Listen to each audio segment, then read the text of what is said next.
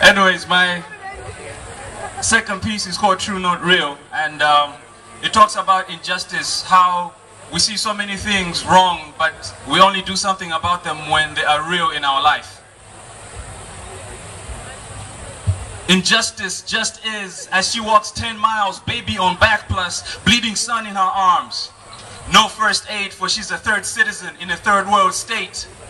No band-aid, so they cover his wound with red tape as they help themselves to the first world aid, compiling stats in annual reports at the lake, reducing her to nothing but a nameless and faceless figure on page 8, talking about how much of our poverty they alleviate.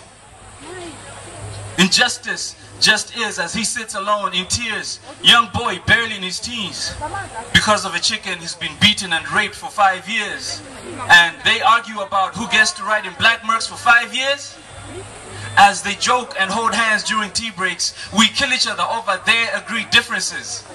Using this stage to stage their amateurish play, so people, let's educate and act like pros in this game. For injustice just is as we all just sit and choose when the truth becomes real. For injustice is just what life without love is, and that kind of life can't be justified as is. For our poverty is their job security, and this virus keeps the money flowing swiftly, fattening pockets already loaded with USDs, payments for detached guesswork from an office in DC, deciding what's best, what jobs to give next to which beggar states in exchange to experiment. Dangling carrots in our faces, and we do the donkey work, but you know what? In a dog-eat-dog world, trust me, the donkey will survive, but wait. Aren't we all just God's children on these front lines? My only weapon is my undying hope that if in God you trust, you realize that God is our only true ally. He always is, for he just is the God of justice, who doesn't need but chooses us to stand up against it when his justice is breached. And we're just his who is just.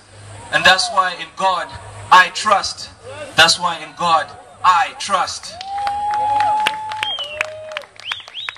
That one was